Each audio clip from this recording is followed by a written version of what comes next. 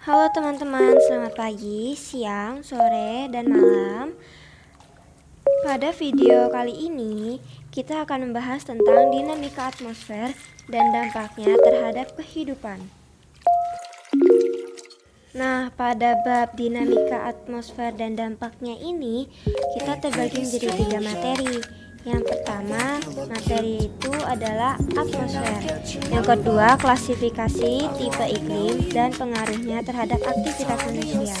Dan yang ketiga adalah lembaga yang berhubungan dengan cuaca dan iklim. Materi yang pertama yaitu atmosfer. Nah, apa itu atmosfer? Yuk kita mengenal atmosfer melalui video pembelajaran hari ini. Pengertian atmosfer. Atmosfer itu merupakan selimut gas yang menyelimuti planet bumi, tempat kita tinggal. Tapi bukan hanya bumi ya, beberapa planet lainnya juga dilapisi oleh atmosfer dan kandungannya berbeda-beda. Akan tetapi yang kita bahas di video ini hanya tentang atmosfer bumi ya. For your information, kandungan atmosfer ketebalannya itu 1000 km dari permukaan bumi. Dan atmosfer itu memiliki beberapa macam gas. Gas nitrogen 78%, oksigen 21%, argon 0,9%, karbon dioksida 0,03%, dan uap air, krypton, neon, sinon, hidrogen, kalium, serta ozon 0,7%. Selanjutnya, manfaat atmosfer. Manfaat atmosfer yaitu melindungi bumi dari paparan radiasi sinar ultraviolet. Dengan lapisan ozon, sinar ultraviolet itu sangat berbahaya bagi kehidupan makhluk hidup di bumi. Melindungi bumi dari benda-benda luar angkasa yang jatuh akibat gaya gravitasi bumi. Coba bayangin kalau nggak ada atmosfer, yang menghujani kepala kamu bukan cuma air, tapi batuan dan benda-benda luar angkasa juga ikutan. Atmosfer juga menjadi media cuaca yang bisa mempengaruhi hujan, badai, topan, angin, salju, awan, dan lain sebagainya. Memiliki kandungan berbagai macam gas yang diperlukan oleh manusia. Selanjutnya, fungsi atmosfer. Atmosfer berfungsi mengatur proses penerimaan panas sinar matahari. Atmosfer melakukannya dengan menyerap dan memantulkan panas yang dipancarkan oleh matahari. Sekitar 34% panas matahari kembali dipantulkan ke angkasa oleh atmosfer, awan, dan juga permukaan bumi. Kemudian sekitar 19% diserap oleh atmosfer dan awan. Selanjutnya sekitar 47% sisanya mencapai permukaan bumi. Nah, atmosfer itu kan lapisan yang melindungi bumi dari benda-benda luar angkasa ya. Nah, atmosfer sendiri juga memiliki lapisan-lapisan nih. Terdapat 5 lapisan pada atmosfer. Di antaranya, troposfer merupakan lapisan yang paling bawah dan memiliki ketinggian 0-10 km di atas permukaan laut, di mana tempat berlangsungnya aktivitas makhluk hidup di bumi. Stratosfer mempunyai ketinggian 10-50 km yang terdiri dari gas ozon dan memiliki sedikit awan. Lapisan ini memiliki suhu yang rendah dan merupakan tempat gas ozon sehingga berguna untuk melindungi bumi dari sinar ultraviolet. Mesosfer terletak pada ketinggian 50-85 km di atas permukaan laut, yang merupakan lapisan pelindung bumi dari benda luar angkasa. Termosfer berada pada ketinggian antara 85-500 km di atas permukaan laut, yang berfungsi sebagai pelindung bumi dari radiasi ultraviolet, tempat di mana muncul aurora saat petang dan fajar di bagian kutub, serta lapisan yang dimanfaatkan untuk memantulkan gelombang elektromagnetik seperti radio. Eksosfer memiliki ketinggian di atas 500 km di atas permukaan laut, di mana tempat satelit-satelit buatan mengorbit. Selanjutnya adalah karakteristik lapisan atmosfer. Karakteristik atmosfer antara lain yaitu transparan, dapat ditembus oleh radiasi matahari, memiliki berat dan ketinggian sekitar 1000 km dpl karena gaya gravitasi, mengikuti gerak rotasi bumi dan revolusi bumi. Materi selanjutnya adalah cuaca. Cuaca adalah keadaan yang terjadi pada atmosfer, langit, atau udara di bumi. Cuaca merupakan perubahan suhu, angin, curah hujan, dan sinar matahari. Cuaca berbeda di berbagai belahan dunia, terjadi dalam hitungan menit, jam, hari, dan minggu. Perbedaan cuaca biasanya terjadi akibat suhu dan kelembapan yang berbeda antara satu tempat dengan tempat lainnya. Perubahan cuaca sangat dipengaruhi oleh beberapa faktor di sekitar wilayahnya. Itulah sebabnya kondisi udara di setiap pulau bisa berbeda karena sudut pemanasan matahari dan kemiringan sumbu bumi. Di sisi lain, terkadang pengertian cuaca disamakan dengan iklim atau musim. Padahal pengertian cuaca beda dengan iklim dan musim. Ini sebabnya penting mengetahui pengertian cuaca yang sesungguhnya. Selanjutnya adalah unsur-unsur cuaca. Yang pertama adalah tekanan udara. Tekanan udara merupakan gaya yang timbul akibat keberadaan berat lapisan udara. Tekanan udara disebut juga dengan kerapatan massa udara dalam suatu wilayah tertentu dan bisa berubah. Tekanan udara diukur menggunakan barometer. Selanjutnya adalah kelembapan udara. Kelembapan udara adalah kandungan uap air yang ada di udara pada waktu tertentu. Kelembapan udara bisa berubah-ubah dan tergantung pada suhu di suatu tempat. Pengukuran kelembapan udara menggunakan hygrometer. Selanjutnya adalah suhu. Suhu menjadi satu di antara faktor dari perubahan cuaca. Suhu dengan temperatur berbeda dari tempat yang satu dan lainnya akan berpengaruh pada cuaca. Penyebab perubahan suhu hingga memengaruhi cuaca adalah durasi dan sudut sinar matahari ke bumi akibat letak lintang suatu wilayah, ketinggian suatu wilayah, area datar biasanya menerima panas matahari lebih besar. Selanjutnya kondisi awan. Makin banyak awan, maka panas matahari akan banyak terserap oleh awan, dan bumi hanya menerima lebih sedikit. Selanjutnya kondisi pepohonan di bumi. Makin banyak tumbuhan tinggi, maka panas matahari akan tertahan. Selanjutnya angin. Angin dalam jumlah yang besar diakibatkan oleh rotasi bumi, serta adanya perbedaan tekanan udara di sekitar. Angin bergerak dari tempat bertekanan tinggi ke bertekanan rendah. Angin dapat diukur dengan anemometer.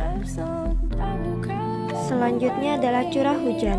Curah hujan adalah jumlah atau intensitas air hujan yang turun di suatu tempat dalam kurun waktu tertentu. Tingginya curah hujan di setiap wilayah berbeda-beda, tergantung garis lintang, ketinggian tempat, arah angin, suhu udara, serta luas daratan. Curah hujan diukur dengan ombrometer. Nah, materi kedua kita adalah klasifikasi tipe iklim dan pengaruhnya terhadap aktivitas manusia. Yang pertama adalah klasifikasi iklim. Iklim matahari. Pembagian iklim ini berdasarkan posisi suatu wilayah terhadap matahari. Iklim matahari terbagi menjadi pertama iklim tropis, terletak di 23,5 derajat LU sampai 23,5 derajat LS.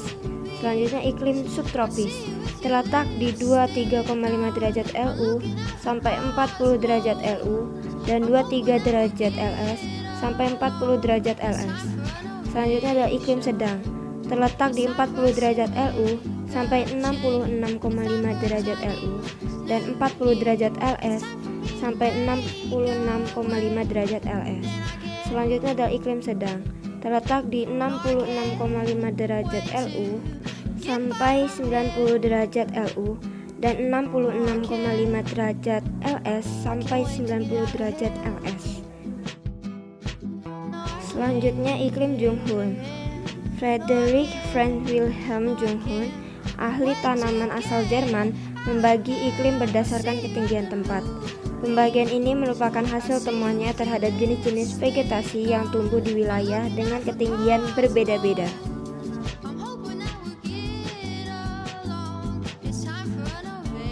Ia membagi iklim menjadi 5 zona, yakni zona iklim panas, ketinggian 0-700 meter, suhu rata-rata tahunan lebih dari 22 derajat Celcius, jenis tanaman padi, jagung, tebu, dan kelapa.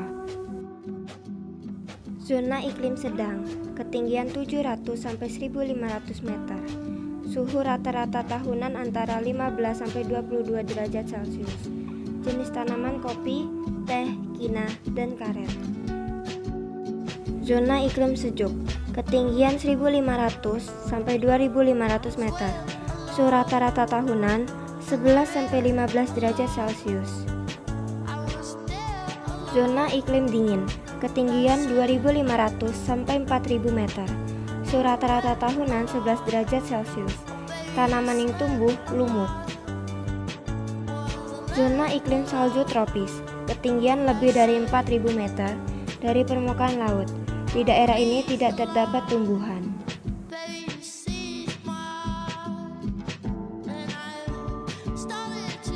Selanjutnya iklim Köppen.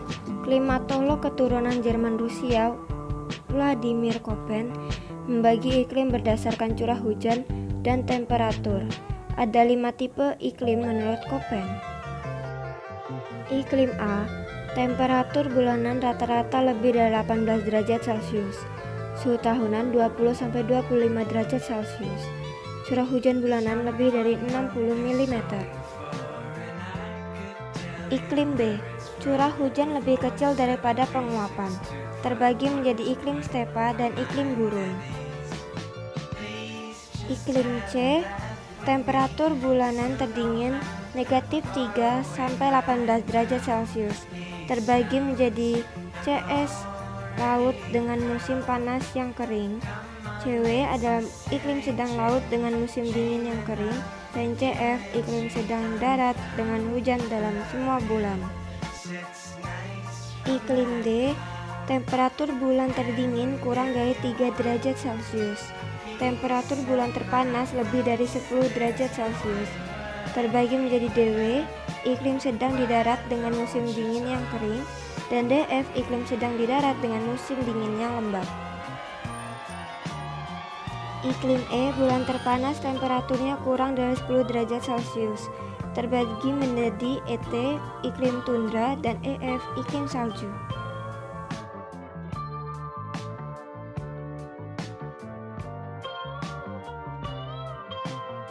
Iklim Smith-Ferguson. Seperti Köppen, Smith dan Ferguson juga membagi iklim berdasarkan curah hujan. Namun dalam klasifikasi Smith dan Ferguson, curah hujan yang digunakan adalah bulanan dengan rumus Q sama dengan jumlah rata-rata bulan kering dibagi jumlah rata-rata bulan basah dikali 100%. Berdasarkan rumus itu, maka pembagian iklimnya yakni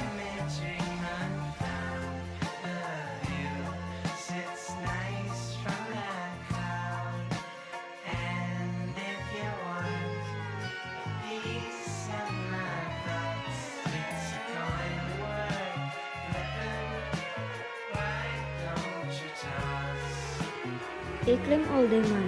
Oldeman juga membagi iklim berdasarkan curah hujan bulanan atau bulan basah. Namun kriterianya berbeda dengan Köppen dan Smith-Ferguson.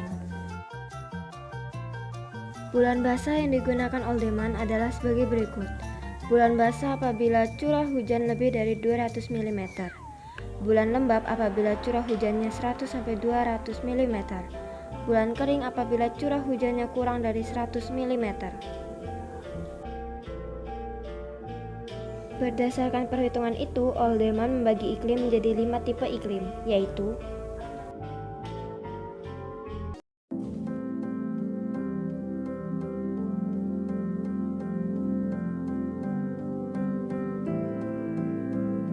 selanjutnya pengaruh iklim terhadap aktivitas manusia. Mau tahu iklim apa saja yang ada di Indonesia dan pengaruhnya terhadap kehidupan kita? Di Indonesia sendiri, iklim dibagi menjadi 3 macam, yaitu iklim musim, iklim tropis, dan iklim laut. Wah, apa aja tuh? Kita bahas satu persatu ya. Iklim musim atau muson adalah iklim yang dipengaruhi oleh angin musim yang berubah-ubah tiap periode tertentu. Ada yang pernah tahu mengenal jenis angin? Bukan masuk angin, gak ada hubungannya dengan perubahan angin ini ya. Angin muson itu dibagi menjadi dua jenis. Yang pertama angin muson barat, yang kedua angin muson timur. Angin muson barat adalah angin yang bertiup dari benua Asia ke benua Australia. Sementara angin muson timur sebaliknya, bertiup dari Australia ke benua Asia.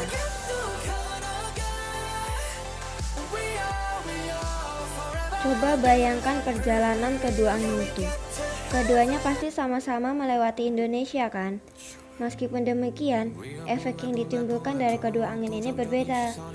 Angin muson barat akan menyebabkan iklim menjadi hujan. Sedangkan angin muson timur akan menyebabkan musim kemarau. Pasti kalian bertanya, kenapa angin muson barat menyebabkan hujan di Indonesia? Seperti yang sudah dibahas di atas tadi, angin muson barat bergerak dari benua Asia menuju benua Australia. Itu artinya si angin akan melewati Samudra Hindia. Nah, dalam perjalanannya sewaktu sampai di Samudra Hindia, angin muson barat akan membawa awan-awan hasil penguapan di samudra tadi. Hasilnya, awan tersebut sampai ke Indonesia dan menurunkan hujan. Jadi deh, kita mendapat musim hujan.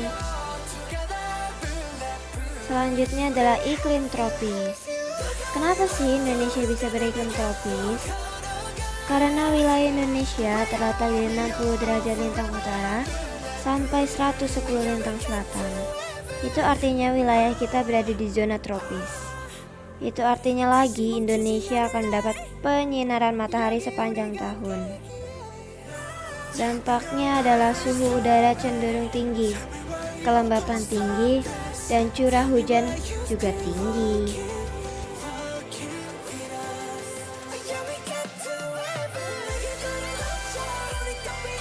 Posisi yang strategis ini yang membuat orang-orang yang tinggal di tempat dengan 4 musim suka dengan Indonesia.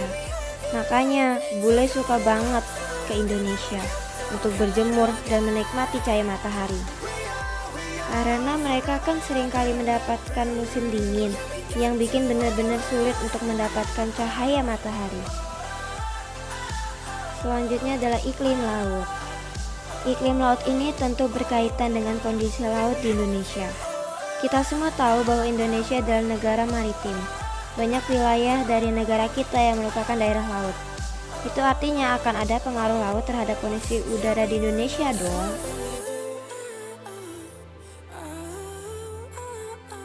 Karena Indonesia lautnya luas, ini memungkinkan terjadi penguapan air yang lebih banyak. Karena penguapannya banyak, akan banyak membentuk banyak awan. Ini berdampak pada curah hujan kita yang cenderung tinggi juga.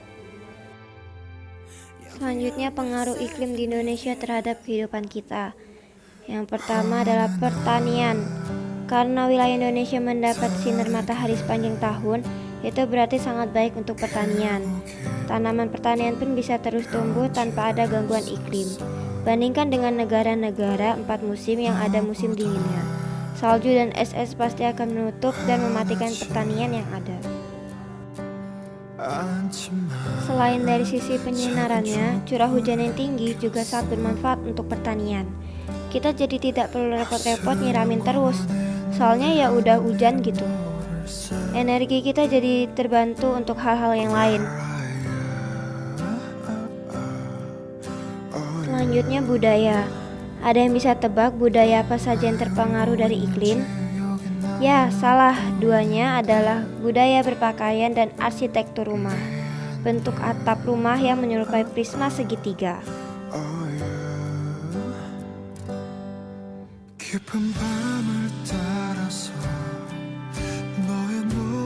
Beberapa pengaruh dari iklim dan cuaca terhadap kegiatan manusia.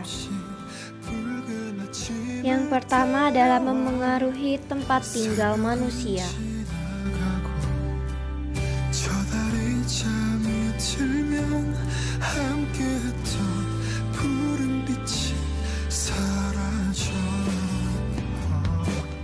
Yang kedua, memengaruhi kegiatan bercocok tanam, baik pertanian maupun perkebunan.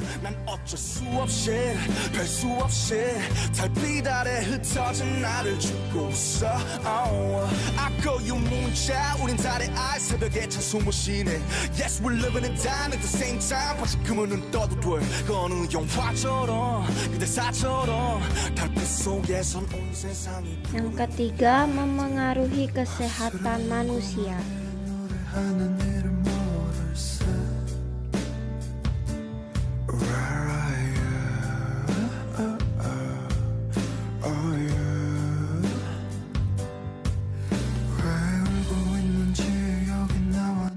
Yang keempat, memicu terjadinya alergi dan beberapa penyakit lainnya.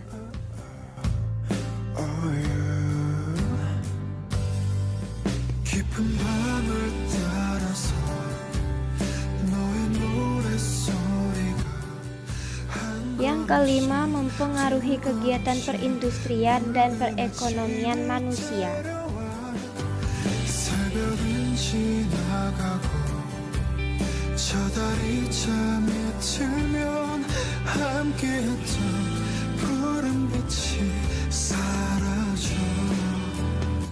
Selanjutnya yang keenam adalah mempengaruhi kegiatan di luar ruangan.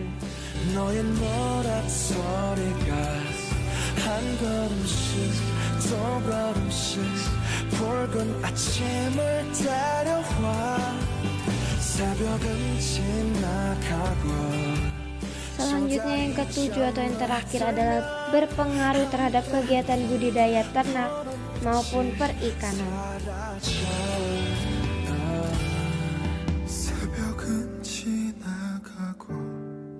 Nah, itulah beberapa pengaruh iklim dan cuaca terhadap kegiatan manusia dalam kehidupan sehari-hari.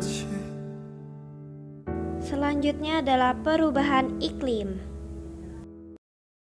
Perubahan iklim adalah perubahan pola dan intensitas unsur iklim dalam periode waktu yang sangat lama. Penyebab perubahan iklim juga beragam, dan akibatnya juga beragam. Salah satunya adalah munculnya penyakit. Nah, sampai juga pada materi terakhir pada bab ini, yaitu tentang lembaga yang berhubungan dengan cuaca dan iklim. Yang pertama adalah BMKG.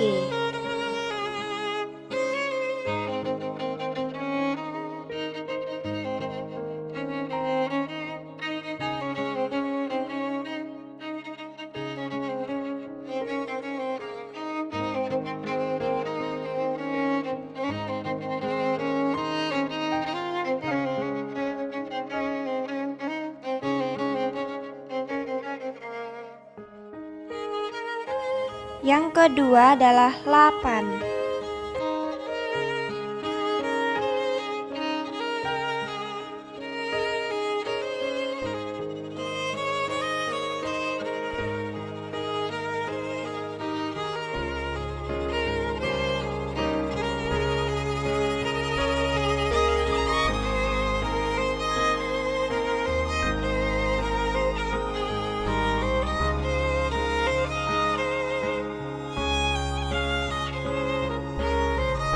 Yang ketiga adalah Basarnas.